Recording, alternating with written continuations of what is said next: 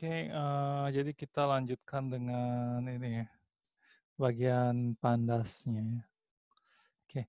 Nah di sini, pandas ini yang kita gunakan nanti untuk, ini ya, melakukan, ETL ceritanya gitu ya, karena extract transform loop ya, karena dari data video game sales yang, kita tadi kita bahas di, bagian satunya ya. Oke. Nah itu, jadi kita import dulu pandasnya SPD ya, semua kita gunakan. Di sini kita gunakan, ini ya, apa namanya, ada 2 tipe data yaitu series dan data frame. Data frame itu suatu matriks lengkap, database lengkap ya, kalau series cuma satu baris gitu ya. Penjelasan lebih lengkap mungkin bisa ini nanti saya share juga yang materi data mining-nya di sana ya. Saya nggak mengulang yang sama di 2 video yang berbeda. Oke, data frame kurang lebih kalau definisi manual seperti ini ya, nama kolomnya seperti ini ya, ABCD, gitu ya. Kita tambah ya, lupa saya ngilangin nih. Print misalnya DF gitu ya. Ya, tapi dalam big data mungkin kita nggak akan membuat data manual seperti ini ya. Ini sekedar contoh aja gitu ya. Di data mining mungkin kita akan banyak pakai ini karena, apa namanya, kita bisa nyoba-nyoba mengubah data dan lihat hasilnya gitu ya. Kalau sini kita gunakan data besar ya, data besar, yang pertama yang megabyte lumayan besar ya, lumayan besar. Bisa kita baca langsung dari Excel ya misalnya atau bisa dengan file CSV yang kita download dari Kaggle tadi gitu ya, sana. Ya, itu ya di sini kita bisa print DF ya. Kenapa saya bikin tel gitu ya. Bisa kita lihat di sini ya, ada indeksnya ya, indeksnya seperti ini ya, 0 sampai 5 berarti ada 6 data ya. Jadi 0 sampai 16.500-an data ya. Terus ada ranking, ada judul gamenya, ada platformnya ya. Jadi Wii, Nintendo, ya, PlayStation 2 dan sebagainya ya. Terus tahun keluarannya, genrenya ya, publisher-nya ya, perusahaan yang membuatnya ya, mempublikasinya ya. Penjualan di North America, penjualan di Eropa, di Jepang, di daerah lain, Indonesia barangkali, ya sama secara global. Global tentunya paling besar ya. Kita juga lihat kolomnya aja, kolomnya siapa aja sih gitu. Kalau misalnya kita mau ini ya, apa namanya, namanya aja gitu misalnya bisa ya. Seperti ini, tinggal kasih name ya. Terus misalnya nama dan genre gamenya gitu ya. Kita gunakan seperti ini ya, name, genre ya. Terus misalnya kita mau cetak data ini ya, Super Mario Bros-nya ya gitu misalnya. Ini ya, dia name dicetak seperti, apa namanya, series ini apa namanya, data frame adalah kumpulan dari series gitu ya, sana. Oke, ya.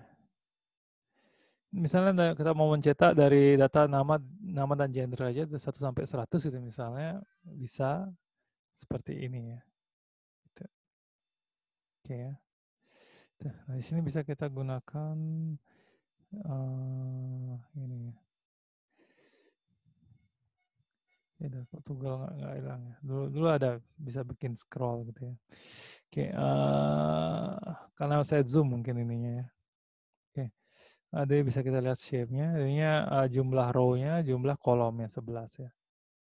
Terus bisa kita cetak juga value-nya ya. Value. Jadi value berupa list biasa ya. Ini misalnya di sini kalau kita mau menseleksi secara manual gitu ya tanpa SQL, nanti kita gunakan bahas SQL di pertemuan depan ya, menggunakan SQL Alchemy ya. Karena sana jika X10 ya, X10 berarti ada 11 row, berarti yang ke-10 itu adalah ini ya, apa namanya, ininya ini kan ya, mana ya, kolom mana di kolom. Ini ininya 0, 1, 2, 3, 4 berarti global sale ya, yang ke-11 global sale gitu kan ya. Oke, intinya di situ ya kalau misalnya kita mau mencetak yang penjualannya di atas $5, mencetak yang ini ya, judul sama apa namanya, global sale-nya aja gitu misalnya. Ya, gitu ya. Di sini bisa kita lihat ini ya, penjualannya. Misalnya kita bisa naikkan ini ya, dengan misalnya di atas 60 gitu misalnya ya, pasti dikit ya. Ya, cuma Wii Sport aja ya ini ya, di atas ini. Ya. Misalnya turun lagi 30, itu gitu ya. Seperti ini ya. Intinya itu bisa kita gunakan juga ini ya, misalnya N ya, N gitu misalnya bisa seperti ini. Bisa kita seleksi dan lumayan cepat ya untuk data 16 ribuan ya. Kalau kita lakukan ini di MySQL, kalian bisa coba lumayan lama ya, lumayan lama. Oke, di sini bisa kita describe juga datanya ya. Datanya yaitu dari rankingnya ya, ya dan sebagainya. Di sini ada nilai rata-ratanya ya. Terus standar deviasinya, ya. Nilai minimum, nilai maksimum, submedian 1 yaitu antara minimum dan median, nilai tengah, ya. Silakan mengulang SMA, ya. Submedian 2 antara median dan nilai maksimum, ya. Jadi itu kita bisa lihat di box plot juga ya, itu menunjukkan misalnya bursa saham dan sebagainya.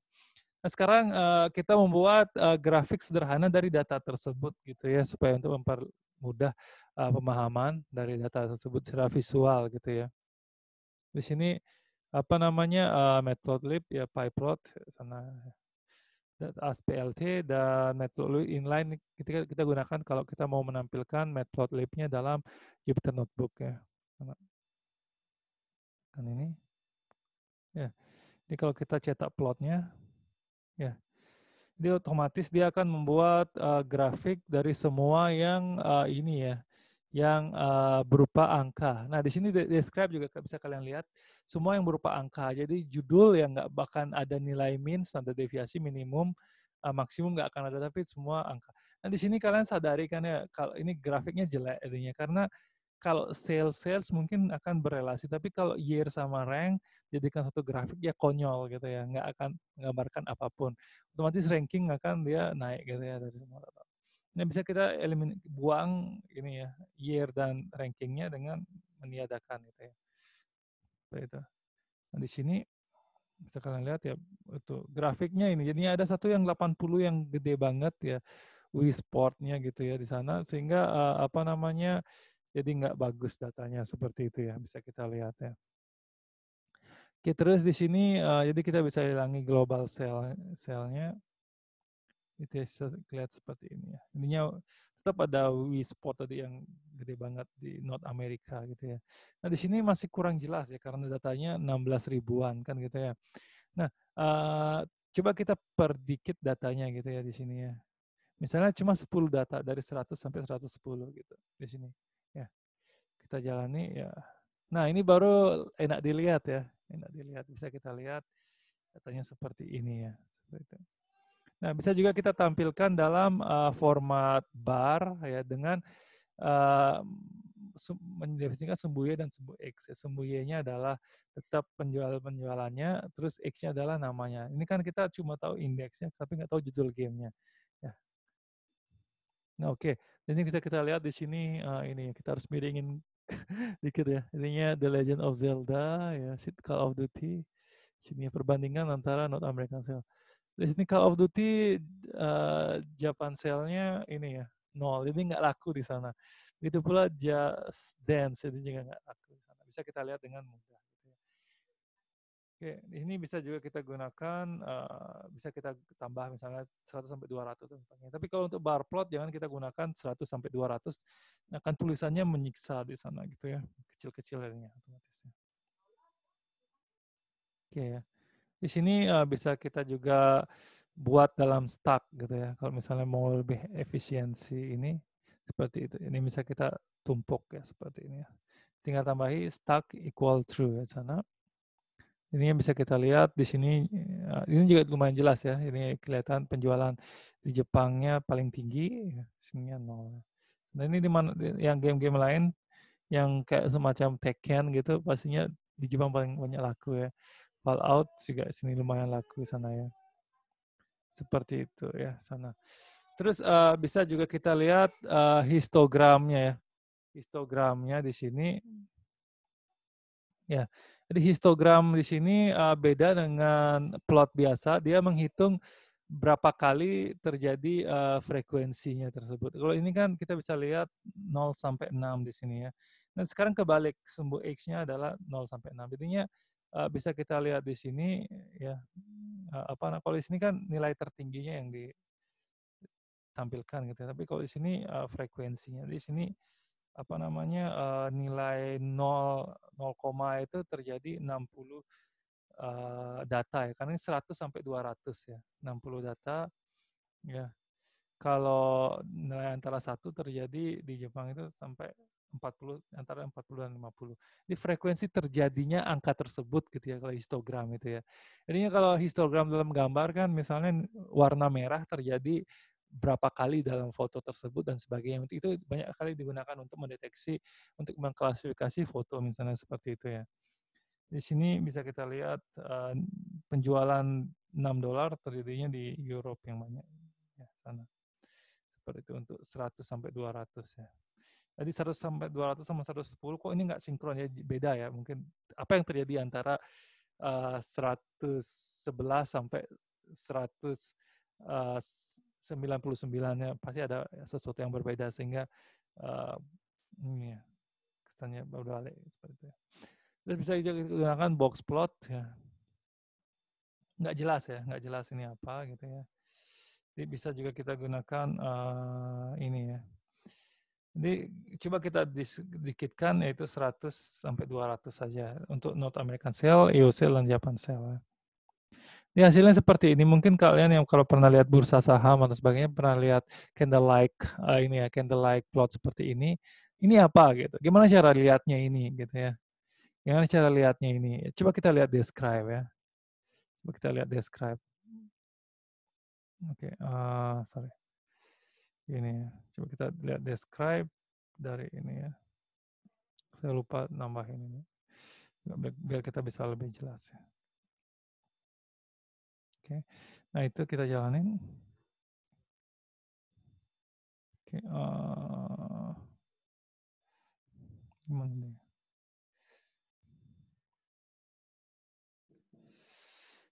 Oke.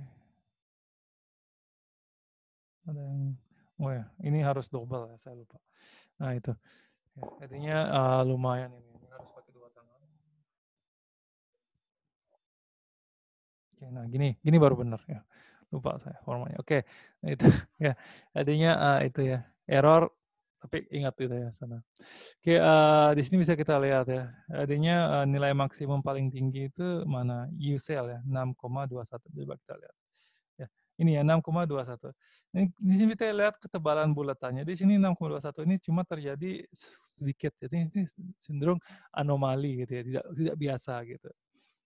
Nah, di sini coba kita, jadi nilai maksimum daripada North American Sale benar ya, 5 ya. Ini mendekati 5, ya, 4,9 ya, oke.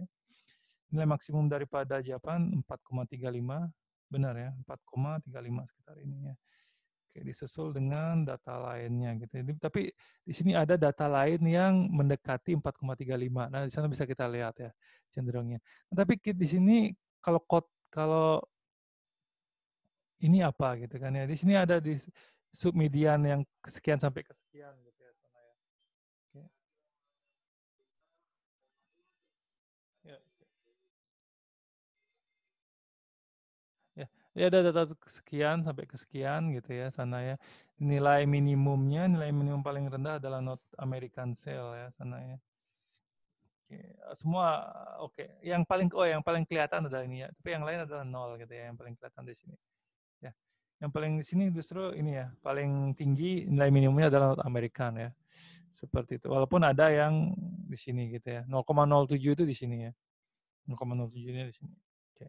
Seperti ini sini ada pembagian median, submedian yang lebih luas di sana gitu ya. Luas di sana. Oke, gitu. Di sini, yang hijau ini apa gitu ya, mediannya gitu ya, mediannya di sini 2,7 benar ya, 2,7. Oke, terus apa namanya, median yang ini 1,85 benar ya, 1,85. Terus, ini ya, apa namanya, median 0,24 ya benar ini ya. Jadi Jepang itu rata-rata tidak terlalu banyak laku gitu ya, bisa dilihat di sini. Ini ya kota ini adalah variasi terbanyaknya ya, terbanyak terdekat itu. Ini kota-kota ini berarti satu. Ini kalau ini berarti ada lebih dari satu yang 4, sekian gitu ya. Dan ini 6, sekian dan sebagainya. Dari sini bisa lihat penurunannya. Di sini kalau misalnya kan kalau dalam bursa saham banyak ya teorinya. Apakah kotaknya yang lebar yang selanjutnya akan lebih naik lagi atau kotak batas ini yang lebih ini ya. Di sini banyak data yang sekitar sini gitu. Jadi data yang mendekati maksimum itu sekitar ini yang banyak gitu ya sana. Mendekati ini yang banyak. Tapi ini dikit dengan yang maksimum. Jadi ini game yang uh, paling laku sendiri gitu. Bisa kita lihat polanya seperti itu banyak ya. Banyak bisa kita analisis dari sini ya. Ini box plot ini lumayan box yang dalam ya untuk dipelajari lebih lanjut gitu. Oke, itu. Jadi bisa kalian cocok-cocokin ya data deskripsi ini dengan itu sendiri ya. Karena 25 ya sana ya. 2, sekian. Oh ini ya 25 sekian. 75 3,27 ya. Oh benar 3,27. Dan sebagainya bisa kalian cocokin semua ya. Di 4, sekian ini apa ya tidak ditampilkan di sini. Oke itu. Ya. Ini rata-rata ya.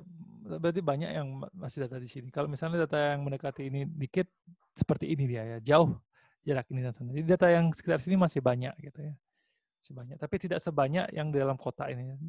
Jadi kenapa dia yang bisa di submedian karena data yang dalam mengurutkan median itu data yang sama juga diurutkan ya, diurutkan sehingga uh, bukan berarti data tunggal kalau data yang sama tidak diurutkan bukan seperti itu sehingga jadi sangat adil distribusinya bukan seperti itu tapi itu membuktikan banyak yang sekitar 3,7 3,27 tadi gitu sana ya sehingga masih dalam bentuk ini makin sini makin sedikit ini data tunggal ini bisa dilihat di sini ada yang paling laku sendiri jauh mengalahkan yang lainnya gitu distribusi data di sana gitu ya jadi sama seperti itu misalnya ya balapan atau apa gitu yang juara 1 dengan juara 2 jauh banget jaraknya misalnya gitu ya tapi juara 2 dan juara 3 dekat jaraknya dan sebagainya itu. Ini banyak sekali yang bisa dianalisis di sini.